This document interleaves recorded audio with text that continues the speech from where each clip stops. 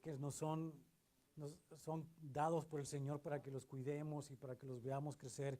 Y cuando vemos padres como John y Tula que se preocupan por el futuro espiritual de sus hijos, nos hace sentirnos bendecidos porque sabemos que Dios está trabajando de una manera especial en las familias. Es un gran gozo poder hacerlo.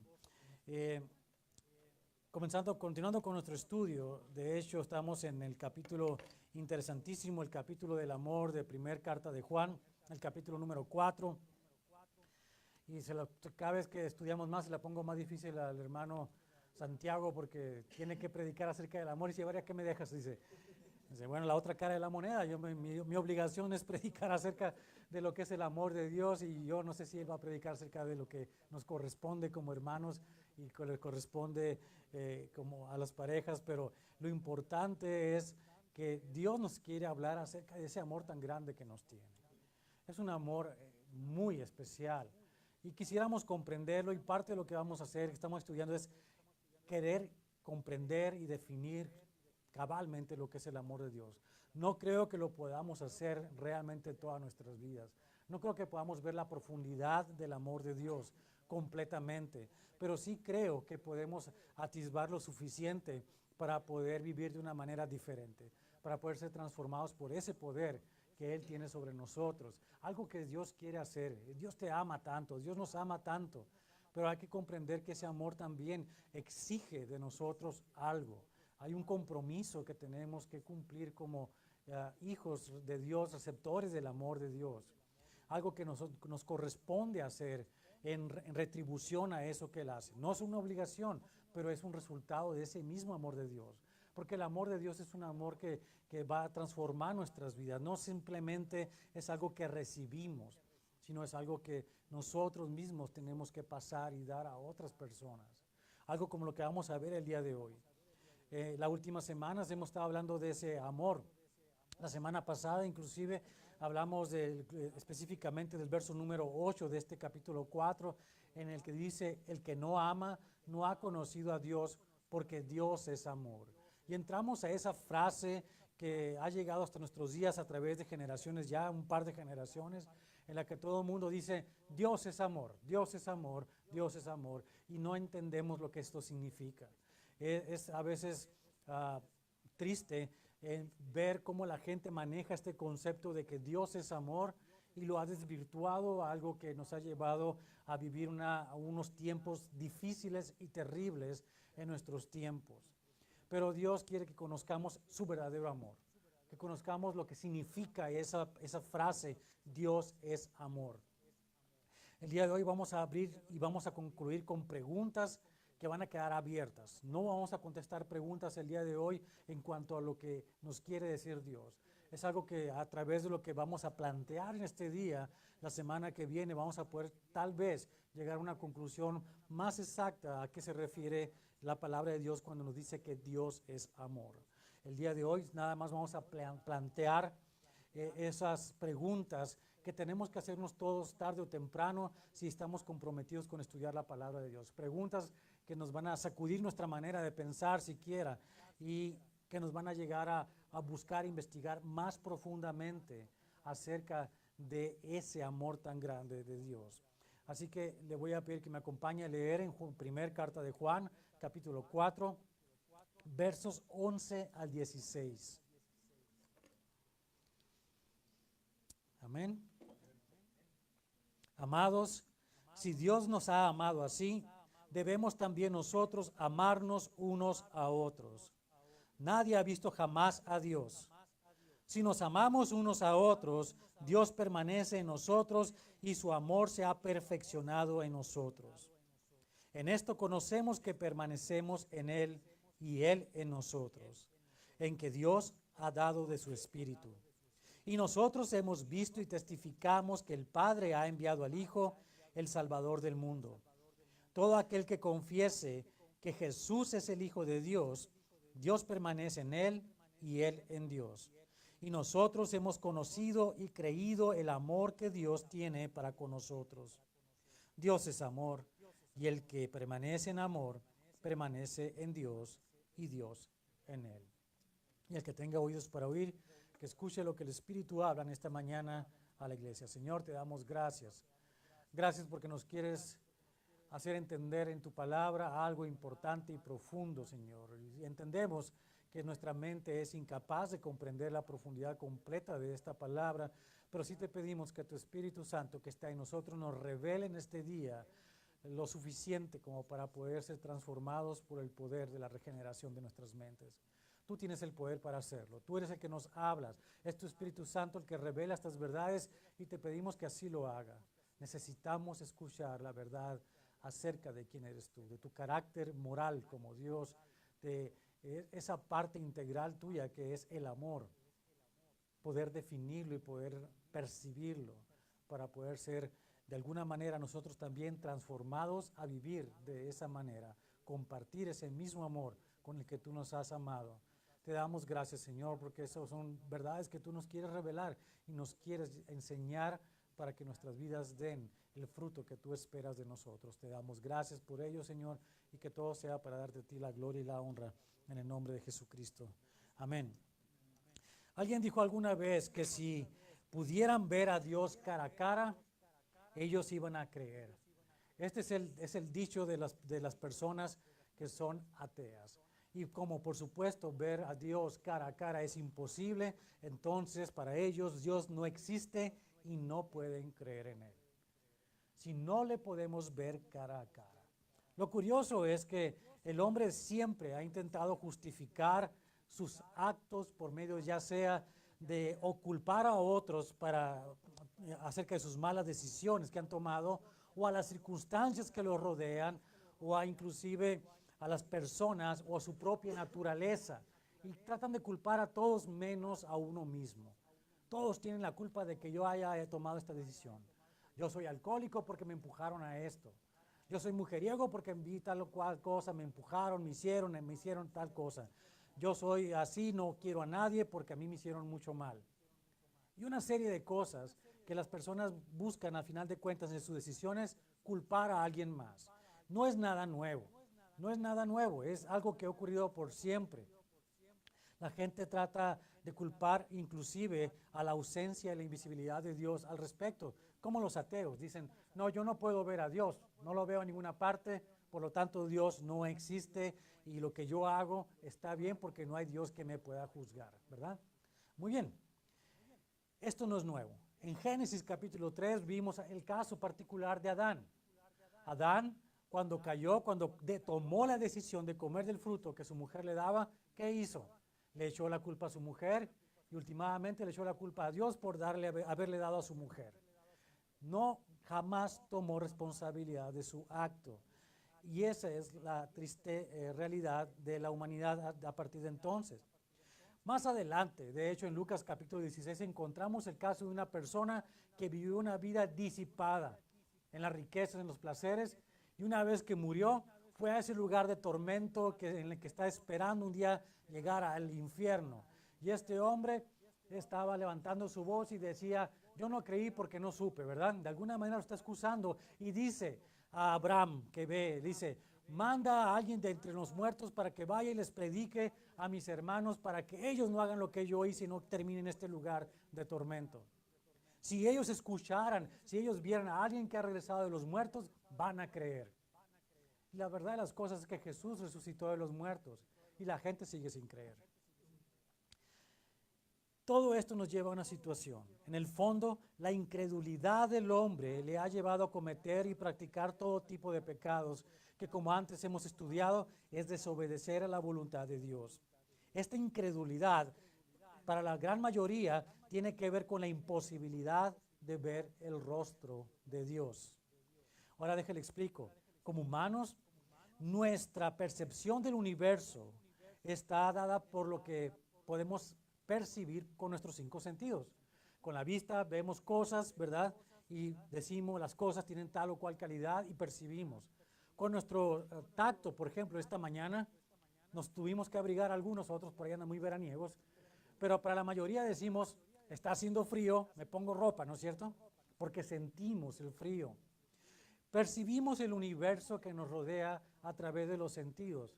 Desafortunadamente, muchas personas, la mayoría de hecho, reaccionamos nada más de acuerdo a lo que percibimos con los 5 sentidos y no de acuerdo a un conocimiento superior, no de acuerdo a una moral que está dada por un Dios supremo que nos ha creado con estas características. El hombre entonces se ha venido comportando como un ser sensual, es decir, que responde a los estímulos de sus sentidos. Sus sentidos son estimulados por algún agente externo y respondemos. Y de esa manera negamos mucho las consecuencias de nuestros actos. En aras de sentir algo que nos agrada, inclusive decimos, me voy a tomar tal droga para sentirme súper hyper o elevado este momento, sentirme muy bien. Y no nos ponemos a pensar en las consecuencias que van a traer para nuestra vida después. En aras de ese placer momentáneo, hacemos cosas terribles, relaciones extramaritales y una serie de situaciones que es pecado, ¿verdad? ¿Por qué lo hacemos? Porque queremos sentir satisfacción en el momento instantáneamente y no nos preocupamos por las consecuencias que trae para toda la vida y para toda la eternidad. El hombre no debería pensar ni actuar de esa manera, pero desafortunadamente cada vez más y más el hombre, la humanidad, actúa de acuerdo a esa sensualidad. Y la gente decimos de esa manera. Podemos destrozar la vida de otras personas, podemos destrozar a nuestros hermanos, podemos destrozar nuestras propias vidas física y emocionalmente solo en aras de algo que nos parece en este momento algo que es placentero. Más recientemente, el hombre se ha escudado en una alternativa de pensamiento para justificar sus actos.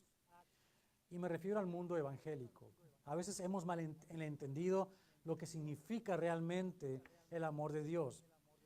A finales del siglo XIX, el movimiento evangélico empezó a propagarse por todo el mundo. Y es algo muy bueno, porque el mensaje del evangelio se ha llevado a todas partes. Pero hay un gran problema cuando no planteamos nuestra fe, nuestro fundamento en la palabra de Dios completamente. Y esto desafortunadamente ocurrió en los años 60 y 70, cuando la gente empezó a ver estos versos, como el que estábamos leyendo. Dios es amor, decimos. Y como Dios es amor, mientras yo ame, todo está bien. Y en ese movimiento se gestaron tantas cosas que tienen que ver con el concepto humano del amor y no con el concepto de Dios del amor. Y los Beatles hicieron canciones, ¿verdad? De que mientras nos amemos todo está bien. Todo lo que necesito es amor. Todo lo que necesito es amor. Y de ahí en adelante la humanidad empezó a caer en una vez cada vez más y más acentuada sensualidad y nos olvidamos del amor de Dios y nos lo confundimos con el amor de la carne, el amor eros, y nos olvidamos del amor ágape de que Dios nos estaba hablando. Con esa manera de pensar superflua, mundana, el hombre de la posmodernidad ha venido justificando cada vez más su decadente forma de moral.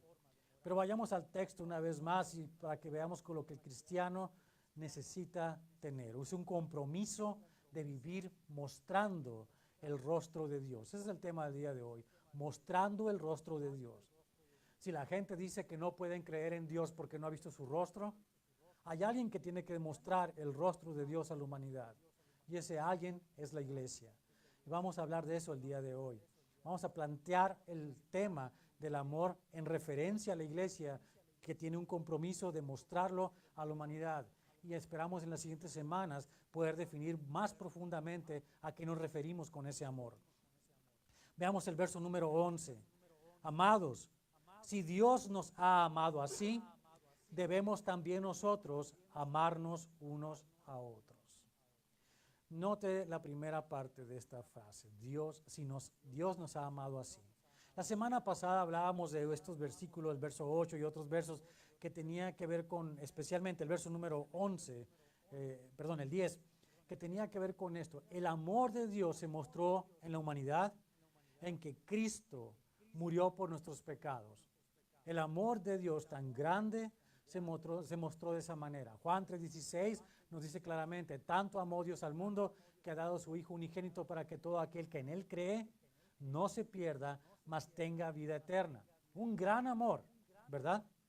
Un amor de sacrificio.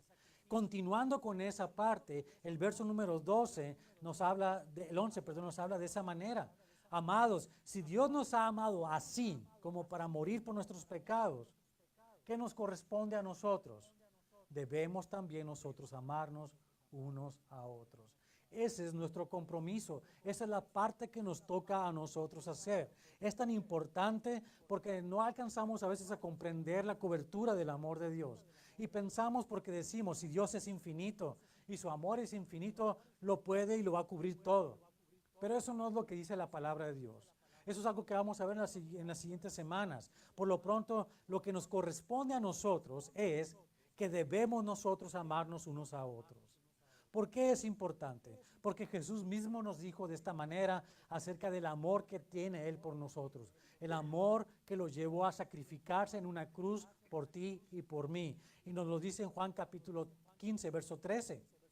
Nadie tiene mayor amor que este, que uno ponga su vida por sus amigos. Es un gran versículo. Pero si lo dejamos hasta ahí nada más, podríamos caer en un gran problema. Porque no estamos definiendo quiénes son sus amigos. Qué gran amor es el que tiene Él, que murió por sus amigos, que puso la vida por sus amigos. Y todos conocemos que hemos sido enemigos de Dios, todos, ¿verdad? ¿A quién llama amigos entonces? Porque lo que está diciendo es que nadie tiene mayor amor que este, que uno la ponga su vida por sus amigos. Significa que hay personas por las cuales Él no puso su vida. Y aquí es algo interesante que tenemos que entender. Continuemos con el verso 14 y dice de esta manera: vosotros sois mis amigos si hacéis lo que yo os mando. Y ahí está la clave. Si yo no hago lo que Jesús me manda, lo que Dios me estaba mandando, entonces no soy su amigo y Él no murió por mí. ¿Se da cuenta? Esto es una doctrina de la Reforma que se conoce como sacrificio limitado. Sacrificio limitado. Y está limitado a aquellas personas que reciben a Cristo. Si una persona no recibe a Cristo, no puede ser perdonado sus pecados. Sigue estando condenado a sus pecados, va a morir en sus pecados y va a ir al único lugar que le corresponde a ir. Porque no comprendemos el amor de Dios. Cuando el amor de Dios se malinterpreta, como se ha malinterpretado por muchos años, la gente dice, Dios es amor, por lo tanto yo me voy a ir al cielo. ¿En qué bases me lo dices? Simplemente porque Dios es amor. No, no es así. El amor de Dios tiene una condición. Me llama amigo si yo lo obedezco. Si yo no lo obedezco, no soy su amigo y no ha muerto por mí. Murió por aquellos que son sus amigos, aquellos que lo obedecen, aquellos que escucharon la voz de Él y son salvos. ¿Escuchaste su voz? ¿Has escuchado la voz de Dios que te está diciendo, ven, este es el día de tu salvación, que necesitas ser salvo? Déjese lo explico de otra manera. Si una persona se está en el mar, se está ahogando, y la persona está pataleando y intentando salir del agua, va a llegar un salvavidas, va a querer salvarlo. El salvavidas no va a hacer nada hasta que la persona no se rinda y diga no puedo. Porque mientras esté pataleando y manoteando, si el salvavidas se acerca, va a golpear al salvavidas y luego se van a ahogar. La persona tiene que rendirse y decir no puedo. Dejar de moverse y dejar que el salvavidas lo salve. ¿Quieres ser salvo? Deja de luchar. Deja que Dios haga su obra. Igual que el salvavidas va a tomar a la persona y lo va a sacar del agua. Pero si seguimos luchando, si seguimos nosotros en nuestras propias maneras de pensar, si no escuchamos a la voz de Dios que nos está diciendo, sé salvo, no somos amigos de Dios. No hemos escuchado su mensaje y no hemos atendido. No somos salvos, no somos amigos de Dios. Y la sangre de Cristo no nos limpia de todo pecado porque seguimos estando en nuestros pecados. Es limitado a aquellos que han escuchado la voz de Dios. El amor de Dios, como el amor que salva, solo es para aquellos que escuchan la voz de Dios para ser salvos. ¿Estás escuchando la voz de Dios? ¿La has escuchado? Espero que sí, porque si eres salvo, entonces estás viviendo en el amor de Dios. Ese amor que entonces sí te cubre de todo. Esa sangre que te limpia de todo pecado. Si no es así, estás en el mundo y el amor que tienes no es el amor de Dios. Disfrutas de la benevolencia de Dios. Igual que todos nosotros esta mañana sentiste la lluvia fresca. Es igual que todos esta mañana sentiste la luz que sale en la mañana. Igual que todos nosotros, la benevolencia de Dios. Por la benevolencia de Dios estás respirando en esta misma mañana. Pero no es igual que el amor de Dios. El amor de Dios a los que estamos en Cristo nos hace ser de una manera diferente. Ese es lo que nos quiere llevar y el compromiso que tenemos como iglesia. Este es el compromiso. Vosotros sois mis amigos si hacéis lo que yo os mando. La respuesta que Dios demanda de nosotros es amarnos unos a otros de la misma manera en la que Él nos amó. Esa es la respuesta para la iglesia. Vamos a comprender más adelante todo lo que significa el amor de Dios, hasta donde alcanzamos, hasta donde pueda nuestra mente comprenderlo. Pero hasta este momento, lo que le quiero decir, lo que nos está diciendo el Espíritu es que tenemos que amarnos unos a otros si somos hijos de Dios. Que el amor con que Él nos amó es el mismo amor con que tenemos que amarnos unos a otros. Así es de sencillo. ¿Cuál es ese amor? Hasta donde entendemos hasta este momento, en sacrificio. Él se sacrificó por nosotros, en entrega. Él lo dio todo por nosotros. En obediencia, Él obedeció al Padre aún hasta la muerte y muerte de cruz, en una vergüenza extrema.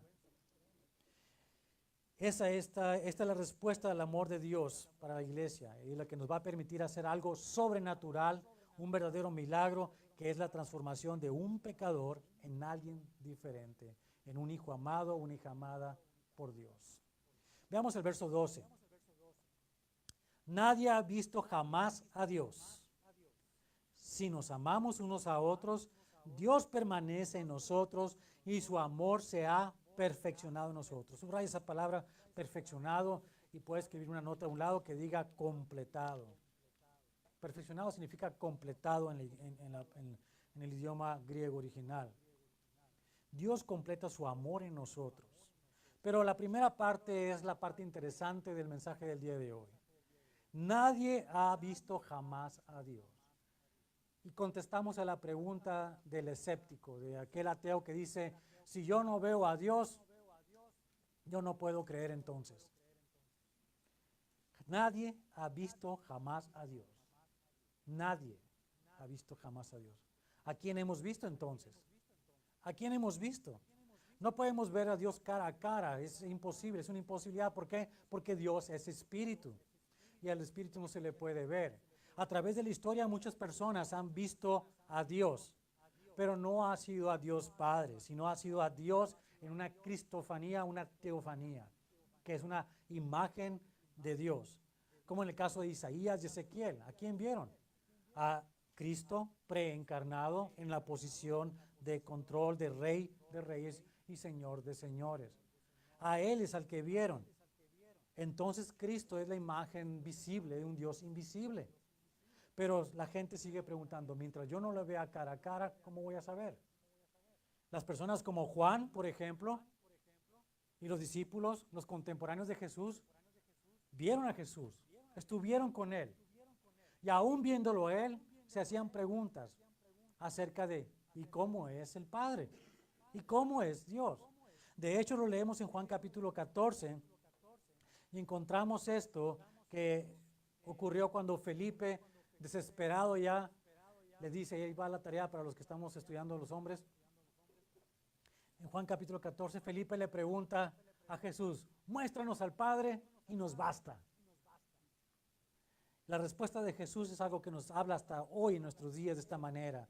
Jesús le dijo, tanto tiempo hace que estoy con vosotros y no me has conocido, Felipe.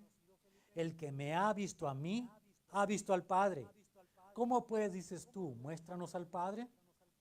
¿No crees que yo soy en el Padre y el Padre en mí? Las palabras que yo os hablo, no las hablo por mi propia cuenta, sino que el Padre que mora en mí, Él hace las obras. Creedme que yo soy en el Padre y el Padre en mí. De otra manera, creedme por las mismas obras. En la Biblia no hay ninguna contradicción. Cuando está diciéndonos Juan que nadie jamás ha visto a Dios, se refiere a eso, que jamás nadie ha visto al Padre, porque es espíritu. Pero Juan y los otros discípulos vieron a Jesús. Y al ver a Jesús, estaban viendo al Padre. Ves al Hijo, ves al Padre. Eso es algo que nos está queriendo decir a nosotros. Ahora, Jesús es el representante físico visible de Dios. Es la imagen visible de un Dios invisible. El Hijo amado de Dios, una persona, la segunda persona de la Trinidad, junto con el Espíritu Santo. Un Dios en tres personas. Algo difícil de explicar, pero que es una realidad. Somos trinitarios, por lo tanto, creemos en un Dios trino de esa manera, cuya imagen visible es la segunda persona de la Trinidad, que es el Hijo. Y es algo que entendemos. Es algo que otras creencias no lo toman así y no lo comprenden. Por eso dicen que Jesús no es Dios. Dicen que es un Dios. Porque dicen, solo hay un Dios y es Jehová. Lo que no han entendido ellos, que Jehová, el concepto de Jehová, el que es un Dios, pero son tres personas. Estas personas que piensan que solamente es Dios Padre y no hay otro, no hay nadie más, se les conoce como unitarios. Esas personas hablan de un solo Dios en una sola forma, pero los trinitarios hablamos de un Dios en tres personas. Concepto que está por toda la palabra de Dios y que estamos leyendo ahora mismo en estas escrituras. Hablamos del Espíritu que está en nosotros, hablamos del Hijo que fue enviado por el Padre y hablamos obviamente del Padre. Pero esto es lo interesante de todo esto. Conocer al Hijo es conocer al Padre. Y esto es lo que nos lleva ahora a una pregunta que es para nosotros. ¿Podemos ver a Dios hoy en día cara a cara? Esa es una pregunta que tenemos que plantearnos y encontrar una respuesta. La respuesta está en la segunda parte de ese verso número 12 que acabamos de leer. Cuando dice, después de que dice, nadie ha visto jamás a Dios, nos contesta de esta misma manera. Si nos amamos unos a otros, Dios permanece en nosotros y su amor se ha completado en nosotros. Y es así como podemos ver a Dios cara a cara.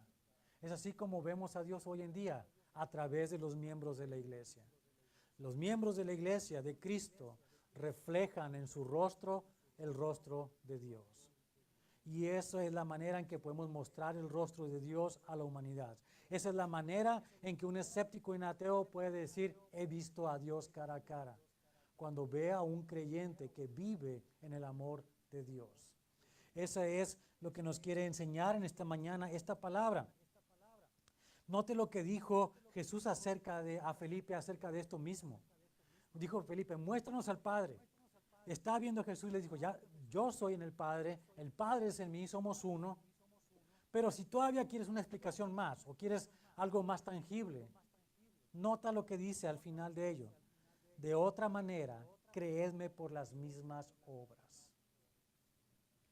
Iglesia, si nos movemos en el amor de Cristo, si nos amamos en el amor de Cristo unos a otros, la gente ve por las obras el rostro de Cristo en nosotros. A través del amor que practicamos entre los hermanos. Eso es como se muestra que el amor, el rostro de Dios a la humanidad a través de la iglesia. Ese es el compromiso de nosotros como iglesia. En otras palabras, Jesús dijo que el Padre era visible en el Hijo y que esto es así porque el carácter del Padre se manifiesta en el Hijo aún por las obras que éste hizo. Cuando Juan nos expone al compromiso de ser la iglesia de Cristo, nos lleva a comprender que es el amor de Dios el que permite ver al mundo el rostro de Dios en nosotros. Es el resultado de las obras hechas en el amor de Dios, puesto que Dios es amor. Y volvemos al punto original de esta plática. Tenemos que definir el amor de Dios. Y no lo vamos a hacer en esta ocasión, pero vamos apuntando hacia ello. Vamos a conocer a este punto. Lo que tenemos es el compromiso como iglesia de mostrar un amor especial, diferente al del mundo, un amor que se prueba a través de las obras que hacemos. Continuemos con el verso 13. En esto conocemos que permanecemos en Él y Él en nosotros, en que nos ha dado de su Espíritu. Una confirmación de que somos la iglesia de Cristo. Una confirmación de que las obras que estamos haciendo son obras del amor de Dios en nuestras vidas, es que el Espíritu Santo está en nosotros. Y que nos redarguye cuando hacemos algo que no habla del amor de Dios ni del carácter moral de Dios. Cuando nos comportamos de una manera, abrimos nuestra boca y soltamos una serie de cosas con nuestra lengua que ofenden a alguien, no estamos moviéndonos en el amor de Dios. Estamos haciendo algo fuera del amor de Dios. y no estamos mostrando el rostro de Dios a la gente. Pero sabemos muy bien que también cuando lo hacemos, como el Espíritu está en nosotros, que en el momento que ya soltamos esa serie de palabras ofensivas, hay algo en nosotros que nos dice, hiciste mal, ¿sí o no? Ese es el Espíritu que está en nosotros. Es lo que nos redarguye y nos dice, estás mal. Muchas veces antes de que lo hagamos, de manera que podemos tener ese dominio propio, ese control y dar los frutos que Él está esperando que demos para probar ese amor que hay en nosotros. El Espíritu Santo es Dios, uno con Dios Padre y con Dios Hijo. Estos tres son uno, un solo Dios. Los cristianos creemos completamente en un solo Dios expresado en tres personas. Somos trinitarios y no unitarios. Las sectas unitarias, como los testigos de Jehová, aseguran que Jehová solamente es Dios y que el Hijo fue creado. Además que el Espíritu Santo no es una persona, sino una forma de energía. Pero el Espíritu Santo es igual de Dios. Es Dios en nosotros, viviendo en nosotros con el mismo poder del Padre y con el mismo poder creador de Jesucristo, el Hijo amado de Dios. En este verso que estamos estudiando, Juan nos dice que podemos estar seguros de que nos movemos y vivimos en el amor de Dios porque permanecemos en Dios y Él en nosotros, puesto que el Espíritu Santo está en nosotros. Es el Espíritu Santo quien nos da discernimiento acerca de lo que agrada a Dios y de lo que hacemos mal en todo momento, cuando no obedecemos. El verso 14 nos dice de esta manera, y nosotros hemos visto y testificamos que el Padre ha enviado al Hijo, el Salvador del mundo. Para Juan fue fácil decirlo en un sentido práctico, ¿verdad? Juan estuvo con el Señor Jesús, ¿verdad? Él convivió con Él por 3 años y medio, Él lo vio morir en la cruz, Él lo vio resucitado. Juan pudo decir, y nosotros hemos visto y testificamos que el Padre ha enviado al Hijo, el Salvador del mundo. Por supuesto, Juan estuvo ahí. Pero, ¿qué hay de nosotros? ¿Podremos decir que hemos visto y testificamos que el Padre ha enviado al Hijo, el Salvador del mundo? La respuesta es un rotundo y contundente sí. Sí podemos. A través de las personas, miembros de la iglesia, que representan el amor de Dios. Porque cuando los vemos a ellos obrar en el amor de Cristo, vemos precisamente el rostro de Dios. Vemos y testificamos que hemos visto al Hijo cuando lo vemos en el rostro de las personas que se mueven así. Cuando una persona se acerca y te dice, eso que tú tienes es de Dios. Y le contestamos sí. Y la persona dice, yo lo quiero. Ese es que han visto el rostro de Dios reflejado en nosotros. Y esa es la manera en que la iglesia puede corresponder a ese llamamiento de ser amigos de Dios, obedecer a la voluntad, reflejando el rostro de Dios a la humanidad. Este es el compromiso de la iglesia. Juan dijo que Dios es luz, ¿verdad? ¿Recuerda que lo dijo? Dios es luz. Jesús nos instruyó de esa misma manera a nosotros en Mateo capítulo 5, versos 14 y 16, acerca de nosotros. Si somos nosotros luz, no es porque tengamos luz propia, sino porque reflejamos la luz del Padre, la luz de Dios en nosotros. Note cómo dice Jesús a la iglesia. Vosotros sois la luz del mundo. Una ciudad asentada sobre un monte no se puede esconder. Ni se enciende una luz y se pone debajo de un almud, sino sobre el candelero y alumbra a todos los que están en casa. Así alumbre vuestra luz delante de los hombres, para que vean vuestras buenas obras y glorifiquen a vuestro Padre que está en los cielos. Cuando vivimos en el amor de Dios y el amor de Dios vive en nosotros, brillamos como esa luz en la oscuridad, y los que son llamados se acercan a esa luz para recibir lo que nosotros tenemos. En otras palabras, estamos mostrando el rostro de Dios a la humanidad. Entonces ocurre el milagro de la vida, el milagro que ocurre cuando una persona se acerca y dice, yo también quiero, porque escuchó esa voz y vio el rostro de Jesús. Lo leemos en el verso 15. Todo aquel que confiese que Jesús es el Hijo de Dios, Dios permanece en él y él en Dios. y se ha llevado ahora a una nueva persona a los pies de Cristo. Y esa nueva persona comienza ahora a reflejar el rostro de Cristo a las otras personas por medio de la transformación de su propia vida en el momento del nacimiento nuevo. Si el mundo puede ver en nosotros el rostro de Dios, ellos van a desear tener lo mismo que nosotros tenemos. Algo que se manifiesta en el fruto del Espíritu, como dice en Gálatas capítulo 5, versos 22 y 23. Mas el fruto del Espíritu es amor, gozo, paz, paciencia, benignidad, bondad, fe, mansedumbre, templanza. Contra tales cosas no hay ley. Ese es el rostro de Dios reflejado en nosotros. Cuando la gente ve esas características, el fruto del Espíritu en nuestras vidas, la gente dice, hay un Dios, lo he visto cara a cara. Ese es el rostro de Dios que se muestra en nosotros y que atrae a los que han de ser salvos. Aquellos por los que el fin de esta era no ha llegado todavía, pero que está próximo, porque cuando la última persona que está dispuesta a ser salva lo sea, el fin va a llegar.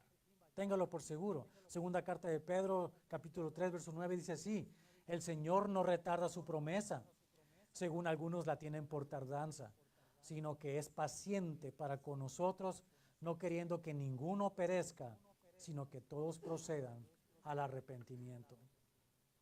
Esa es la razón por la que como iglesia tenemos el compromiso de obedecer a Dios para que su rostro sea manifestado al mundo y sean salvos, porque demandaron verlo para creerlo. Si vi el rostro de Dios, entonces puedo creer.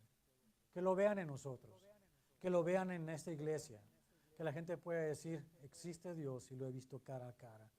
Para terminar, el verso 16 dice de esta manera: y nosotros hemos conocido y creído el amor que Dios tiene para con nosotros. Dios es amor, y el que permanece en amor, permanece en Dios y Dios en él. Si tú eres un verdadero hijo de Dios, una hija de Dios por adopción, habrás comprobado el amor tan grande de Dios y en agradecimiento te estarás esforzando por conocerlo. Y si lo estás descubriendo, seguramente nunca dejarás de seguir buscando conocerlo más profundamente. Su amor nos sorprende como un gran milagro, un gran regalo que nos maravilla, un regalo que satisface nuestras preguntas fundamentales de ¿dónde vengo? ¿Quién soy? ¿Cuál es mi propósito? ¿Y a dónde voy? La siguiente semana vamos a definir las restricciones del amor de Dios.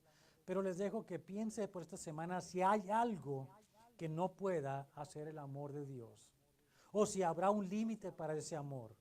O qué significa para usted que el amor de Dios es infinito. Y le recomiendo que estudie, porque lo vamos a estudiar la semana que viene, primer capítulo de la carta a los Romanos. Léalo para que se abra a esto que vamos a estudiar. Es importante estudiar primer capítulo de carta a los Romanos para poder entrar en el tema acerca del amor de Dios y si hay o no alguna limitación en el amor de Dios. Oremos entonces. Padre, te damos gracias por la palabra en este día, Señor, que aún no nos has revelado cuál es la profundidad de tu amor. Lo que sí entendemos, Señor, es que nosotros tenemos que practicar un amor entre hermanos, un amor que sea de sacrificio, de entrega, un amor que esté dispuesto a darlo todo a cambio de nada, de esperarlo todo, como dice en tu palabra. Ese amor que nos permita reflejar tu rostro a toda la humanidad. Esta semana, Señor, te pedimos que nos ayudes a ser esa luz que necesitamos ser en medio de esta oscuridad que nos rodea. Que podamos de una manera clara a través de nuestras actitudes, nuestras acciones, inclusive de nuestras palabras, predicar el mensaje del Evangelio a toda criatura. Te damos gracias, Señor, porque si nosotros estamos viviendo en ese amor con que tú nos has amado, el mensaje va a poder ser llevado de una manera sencilla y eficaz a toda persona que se acerque a nosotros. Te damos gracias, Señor, porque esto es lo que tú nos has llamado a hacer como iglesia. Representantes tuyos. Mostrar ese amor, vivir ese amor en la convivencia entre los hermanos. Un amor que transforma, un amor que edifica a los miembros de la iglesia. Un amor que atrae a todas las personas que necesitan esto que nosotros tenemos. Te damos gracias, Señor, por esto que has puesto en la iglesia, esta responsabilidad que tenemos tan grande de llevar el mensaje del Evangelio a toda criatura. Y te damos gracias, Señor, porque sabemos que en los días que siguen, las semanas adelante, también nos revelarás acerca más de la profundidad de ese amor tan grande, del cual es imposible separarnos una vez que somos tuyos. Gracias porque nos has amado tanto, que has enviado a tu Hijo amado Jesucristo a morir en lugar de nosotros, a pagar por todos nuestros pecados. Y todo lo que pides, Señor, es que te obedezcamos, que seamos tus amigos, a través de amarnos unos a otros, como tú lo has hecho con nosotros. Gracias te damos. A ti sea la gloria y la honra en el nombre de Jesucristo. Amén. Dios los bendiga.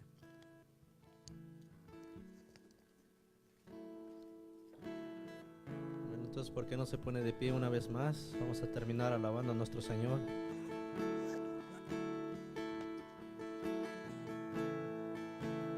Reconociendo que el Señor nos ama, no importando nuestra situación. El Señor siempre nos ama, amén.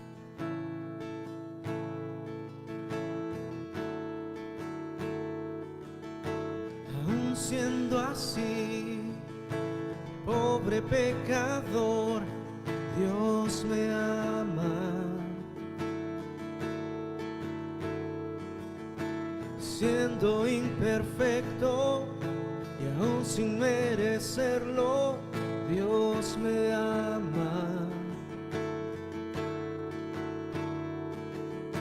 Si estoy fuerte, si yo estoy de pie, Dios me ama. Si estoy débil, si yo estoy caído, Él no me dejará de amar. Sin su amor, sin su perdón, no sé qué sería de mí.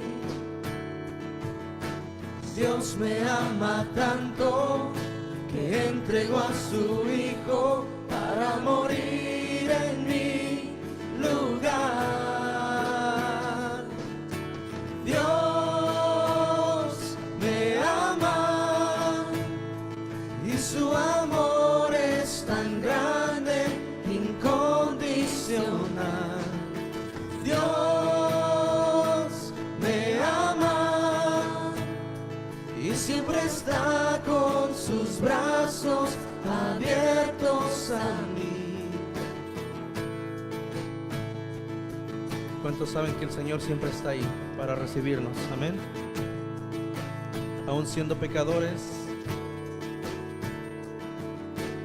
aún siendo así, pobre pecador, Dios me ama.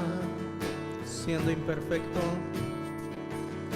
siendo imperfecto y aún sin merecerlo, Dios me ama.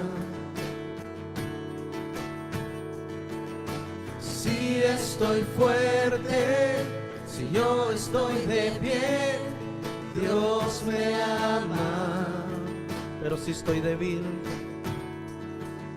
si estoy débil, si yo estoy caído, Él no me dejará de amar.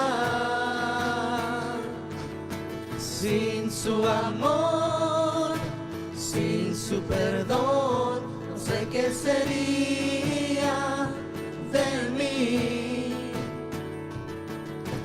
Dios me ama tanto que entregó a su Hijo para morir en mi lugar. Dios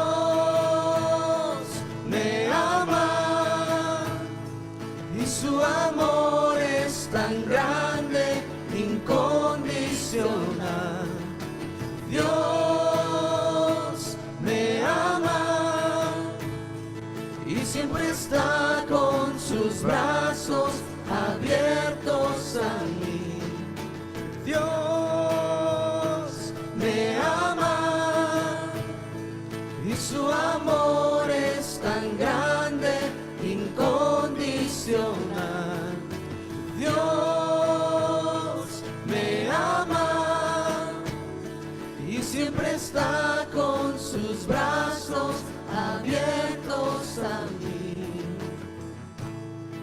Así es, Padre Santo, te damos gracias, mi Dios, porque sabemos y confiamos que tú siempre estás ahí, Señor, para levantarnos, Señor, para restaurarnos una vez más, mi Dios, porque sabemos que todos los días te fallamos, todos los días hacemos cosas que a ti no te agradan, Señor, pero aún así tú estás ahí para recibirnos, Señor. Lo único que tenemos que hacer es arrepentirnos y reconocer que sí necesitamos de un Dios que salva. Gracias te damos en nombre de tu Hijo Jesús. Amén. Bueno, entonces que pasen una feliz tarde. Nos vemos el miércoles a las 7, no se les olvide.